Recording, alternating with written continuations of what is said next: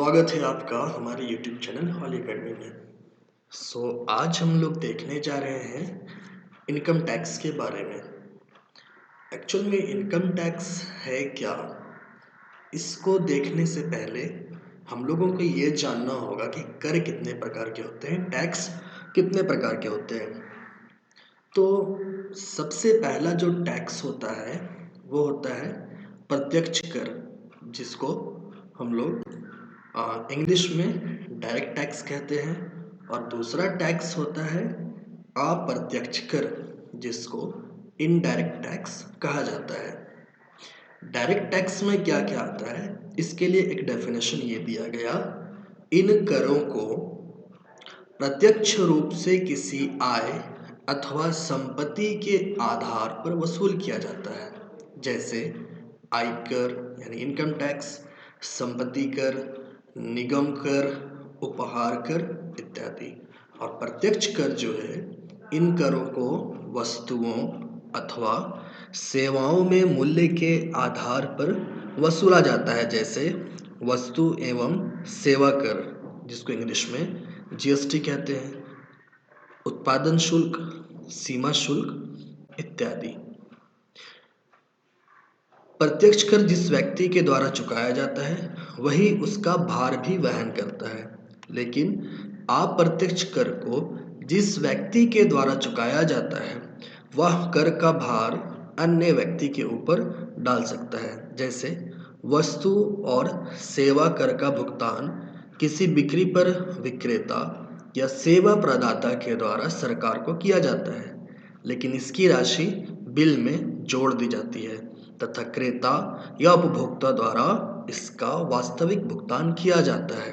अर्थात कर का भार विक्रेता द्वारा क्रेता को आंतरित कर दिया जाता है। इसको ऐसे समझिए, अगर आप कोई सामान ले रहे हैं या 5 स्टार होटल पे गए, वहाँ पे जैसे ही आप कोई सामान खाते हैं आपको 18% जिस तरह का भी आप सामान वहाँ पे लेते हैं, परचेज करते हैं, तो 18% जीएसटी डाला जाता है। ये जीएसटी का भार कौन सहता है? आप लोग सहते हैं। जब ऑनलाइन कोई सामान को मंगाया जाता है उसमें भी देखिएगा कि जीएसटी को जोड़ा जाता है। वो जीएसटी का अमाउंट कौन पेड करता है? आप लोग पेड करते हैं, ना कि सेलर। यही चीज़ होता है इनडायरेक्ट टैक्स। डायरेक्ट टैक्स में क्या होता है, आप डायरेक्ट पैसा चुका देते हैं। जैसे 50 पैसा का आप चॉकलेट लिए, उसमें भी टैक्स इंक्लूडेड होता है। आप देखिएगा उसके रैपर में लिखा रहता है इंक्लूसिव ऑल टैक्सेस। तो ये आप डायरेक्ट पेड कर रहे होते हैं, लेकिन जीएसटी जो होता है वो इनडायरेक्ट टैक्स है। इसके लिए आप लोगों को सेमेस्टर 4 में पढ़ना है। तो चलिए इसके बाद हम लोग जानते हैं आयकर का उद्देश्य क्या है। इनकम टैक्स का उद्देश्य है क्या? तो सबसे पहला उद्देश्य है सरकार की आय का स्रोत, गवर्नमेंट का इनकम सोर्स। किसी भी देश में उसके खर्चों की पूर्ति, लोक कल्याण के कार्यों तथा राष्ट्रीय सुरक्षा के लिए वृहद मात्रा में धन की आवश्यकता होती है।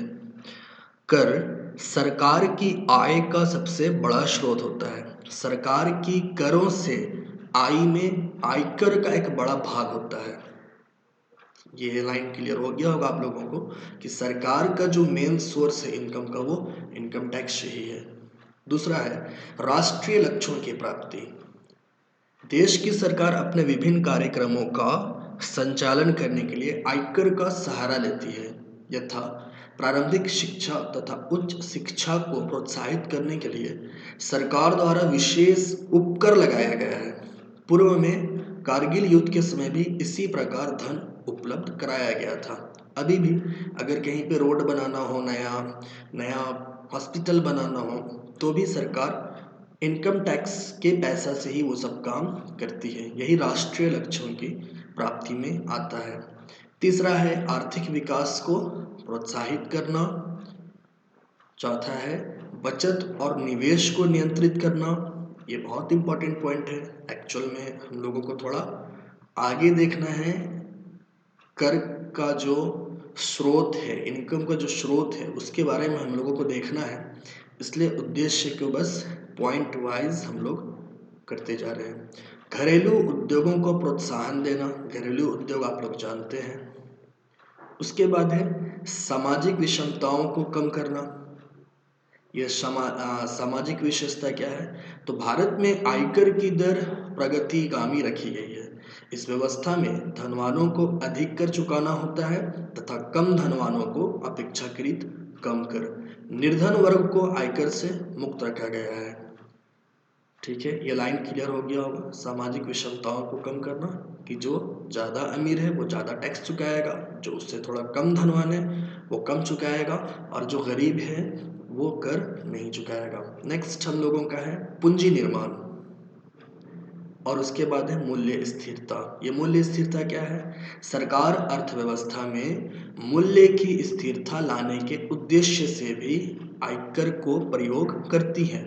व्यक्तिगत स्तर पर उपभोग, बचत व निवेश को प्रभावित करने में आयकर की विशिष्ट भूमिका होती है। व्यक्तिगत स्तर का यह प्रभाव बड़े स्तर पर संपूर्ण अर्थव्यवस्था को प्रभावित करता है। आयकर का सिद्धांत क्या है, इसको हम लोग नेक्स्ट क्लास में देखेंगे। हम लोग थोड़ा आयकर का या इनकम का जो स्रोत है वो देखते हैं। सो इनकम के 5 स्रोत हैं, आप लोगों को बताते चले।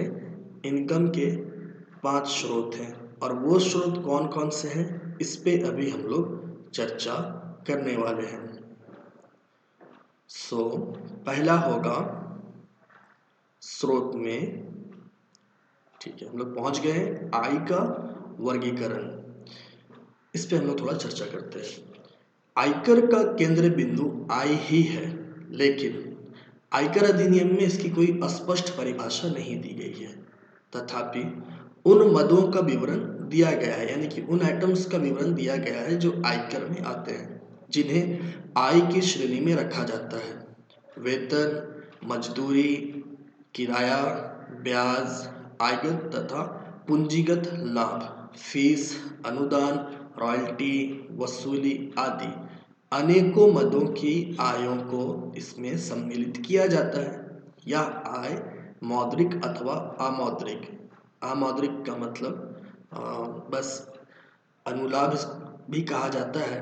अमौद्रिक का मतलब ऐसा लाभ होता है जिसके लिए पैसा नहीं दिया जाता है, फैसिलिटी दिया जाता है। जैसे आप कहीं पे काम कर रहे हैं, आपको एक घर दे दिया गया रहने के लिए और रेंट मालिक चुका रहा है, तो ये अमौद्रिक लाभ कहलाएगा।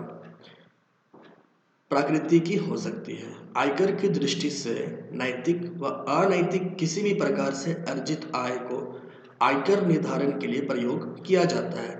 आय नियमित हो सकती है अथवा अनियमित भी। आकस्मिक आय या उपहार भी आयकर निर्धारण के लिए आय में सम्मिलित किए जाते हैं। यह आकस्मिक आय और उपहार क्या है, अभी हम लोग आगे इस पर चर्चा करेंगे। अध्ययन की दृष्टि से आय को 5 विभिन्न शीर्षकों में बांटा गया है। पढ़ने का नजरिए से हम लोग आय को 5 शीर्षक में बांट सकते हैं, 5 पॉइंट्स में बांट सकते हैं। पहला, वेतन से आय, इनकम फ्रॉम सैलरी। ये क्या है? इस मद के अंतर्गत वेतन से प्राप्त होने वाली आय को सम्मिलित किया जाता है। वेतन से आय में नियोक्ता द्वारा अपने कर्मचारियों को दिया जाने वाला कोई भी भुगतान सम्मिलित हो सकता है। यहाँ तक कि अगर नियोक्ता अपने कर्मचारी को कोई गिफ्ट भी देता है ना, तो वो कर्मचारी के लिए आय कहलाएगा। इसके अंतर्गत वेतन या मजदूरी, अभी इस पे हम लोग चर्चा करेंगे, सैलरी और मजदूरी पे। वेतन या मजदूरी के साथ बोनस, कमीशन, भत्ते, इसको इंग्लिश में अलाउंसेस कहते हैं। वेतन के स्थान पर लाभ तथा अनुलाभ हो, जैसे मुफ्त मकान, बिजली, नौकर, बच्चों की शिक्षा आदि के मूल्य को जोड़ा जाता है।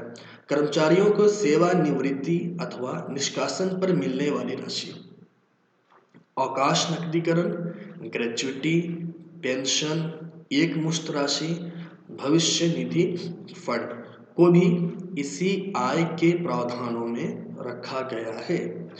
एक चीज इसमें ध्यान रखिएगा, वेतन और मजदूरी में क्या डिफरेंसेस है। तो प्रोफेशनल वर्क के लिए जो पैसा दिया जाता है, प्रोफेशनल वर्क के लिए, उसको वेतन कहते हैं, और फिजिकल वर्क के लिए जो पैसा दिया जाता है उसको मजदूरी कहते हैं या वेजेस कहते हैं। इसको ध्यान रखिए। पेन से जितना काम होगा, पेन से जो काम किया जाएगा उसके लिए वेतन मिलेगा, और फिजिकल वर्क जो किया जाएगा जैसे कोड़ी चलाना, घर बनाना, वो मजदूरी कहलाता है। दूसरा शीर्षक क्या होगा? मकान संपत्ति से आय। पहला था हम लोगों का वेतन से आय या मजदूरी से आय, दूसरा है मकान संपत्ति से आय। अब इसमें क्या क्या आता है वो सुनिए। मकान के किराए से प्राप्त होने वाली आय को इस शीर्षक में रखा गया है। मतलब कि अगर आपके पास मकान है और आप उसमें रेंट लगाए हुए हैं, तो वो जो रेंट आपको मिलेगा वो मकान संपत्ति से आय में कैलकुलेट होगा। इनकम फ्रॉम हाउस प्रॉपर्टी के अंडर में कैलकुलेट होता है। संपूर्ण मकान अथवा उसके एक भाग को किराए पर उठाने अथवा उप किराए पर दिए जाने से होने वाली आय को ज्ञात करने के लिए आयकर अधिनियम में विविध प्रावधान दिए गए हैं, लेकिन मकान को पेइंग गेस्ट के रूप में किराए पर देना इस शीर्षक में कर योग्य नहीं है। इसी प्रकार यदि भवन के साथ मशीन और फर्नीचर आदि भी इस प्रकार दिया जा रहा है जिसे अलग करना संभव नहीं है, तो इसे भी मकान संपत्ति के आय में सम्मिलित किया जाता है। आयकर अधिनियम में स्वयं के रहने के मकान के संबंध में अनेक छूट प्रदान की गई है। इसका जब हम लोग क्वेश्चंस बनाएंगे तब ज़्यादा क्लियर होगा। यहाँ पे एक नाम आया उप किराया। उप किराया क्या है? उप किराया होता है कि आप कहीं पे रेंट लिए 1000 में और उसी रूम को किसी दूसरे को आप दे रहे हैं 1200 में। यही जो आप उप रेंट दिए हैं, सबलेट किए हैं, तो उससे जो किराया प्राप्त होगा वो उप किराया होगा। मतलब 200 रुपया जो एक्स्ट्रा मिल रहा है आपको वो उप किराया होगा। उसके बाद थर्ड आता है व्यापार अथवा पेशे से लाभ व आय, income from business and profession. किसी भी प्रकार की व्यापारिक इकाई को होने वाले लाभों तथा पेशेवर फर्मों की आय को इस शीर्षक के अंतर्गत रखा जाता है। व्यापारिक इकाइयों में उत्पादक, व्यापारिक सेवा प्रदाता अथवा अन्य को सम्मिलित किया जा सकता है। इसमें एकल, साझेदारी, संयुक्त उपक्रम, कंपनी आदि सम्मिलित हो सकते हैं, लेकिन कुछ आयों को इस शीर्षक में सम्मिलित नहीं किया जाता है, जैसे मकान को किराए पर देने से आय, अंश अथवा ऋण पत्रों से आय आदि। पेशेवर व्यक्तियों, संस्थाओं की आय को भी इसी शीर्षक में रखा गया है, जैसे सनदी लेखाकार, चार्टेड अकाउंटेंट, चिकित्सक, अधिवक्ता आदि। एक चीज ध्यान रखिएगा, अभी हम लोग 3 शीर्षक देख चुके हैं। हर एक शीर्षक में बस उससे रिलेटेड ही इनकम को कैलकुलेट करना होता है। ये नहीं कि आप सैलरी को मकान संपत्ति में ले आए, मकान संपत्ति को व्यापार अथवा पेशे में ले आए, ऐसा नहीं हो सकता है। जो जिस शीर्षक का आय होगा उसको उसी शीर्षक में कैलकुलेट किया जाता है। फोर्थ है पूंजी लाभ। इसको इंग्लिश में कहते हैं कैपिटल गेन। कैपिटल गेन क्या है? पूंजीगत संपत्तियों के हस्तांतरण पर होने वाले लाभ को पूंजी लाभ की श्रेणी में रखा जाता है। इसमें अस्थायी अथवा अस्थायी, भौतिक अथवा अभौतिक, दृश्य अथवा अदृश्य सभी प्रकार की संपत्तियों को सम्मिलित किया जाता है। भूमि, भवन, मशीन, फर्नीचर, आभूषण यानी कि सोना चांदी का सामान, अंश, ऋण पत्र, व्यापारिक ख्याति यानी गुडविल, पट्टे, लाइसेंस आदि के हस्तांतरण से होने वाली आय को पूंजी लाभ में सम्मिलित किया जाता है, लेकिन व्यापारिक स्टॉक के अंतरण से आय इसमें सम्मिलित नहीं होती है। इसको ध्यान रखिएगा। पूंजीगत लाभ में क्या क्या लिया जाता है?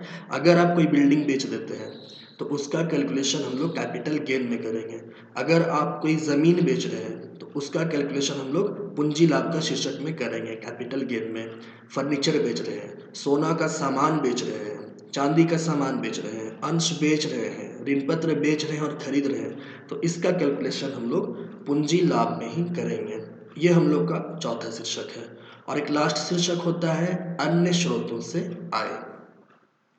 ये क्या चीज़ है? तो उपरोक्त 4 शीर्षकों के अंतर्गत सम्मिलित ना होने वाली समस्त आय मदों को इस शीर्षक के अंतर्गत सम्मिलित किया जाता है। मतलब ये कि ऊपर जो आप लोग 4 देखें, क्या क्या? वेतन से आय, मकान संपत्ति से आय, व्यापार अथवा पेशे से लाभ व आय और पूंजी लाभ।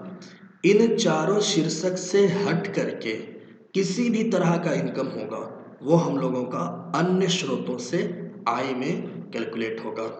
है क्या इसके अंतर्गत? तो इसके अंतर्गत मुख्यतः लाभांश, ब्याज, मानदेय, रॉयल्टी, जुए या सट्टे का आय, सांसदों और विधायकों का वेतन, उपहार, घोड़दौड़ से जीती गई राशि, उप किराया यानी कि सबलेट किया हुआ पैसा, रेंट जो घर आप सबलेट कर देते हैं, उप किराया से जो रकम मिलेगा वो आदि से प्राप्त आय सम्मिलित की जाती है। आकस्मिक आय पर कर निर्धारण भी इसी शीर्षक के प्रावधानों के अंतर्गत किया जाता है। कोई भी अज्ञात स्रोत से आय को भी इस शीर्षक के अंतर्गत ही रखा जाता है। तो ये था इनकम का 5 शीर्षक, 5 स्रोत जिससे कि एक व्यक्ति को इनकम होता है। तो यही 5 स्रोत के बारे में आप लोगों को सेमेस्टर में पढ़ना है और इसी से आप लोगों का क्वेश्चन भी आना है। तो ये तो बस एक इंट्रोडक्शन था 5 स्रोत का। अगला क्लास में हम लोग फिर क्वेश्चंस देखना शुरू करेंगे। आज के लिए इतना ही। और अगर आप हमारे चैनल में नए हैं तो चैनल को सब्सक्राइब भी कीजिए और वीडियोस को शेयर भी कीजिए।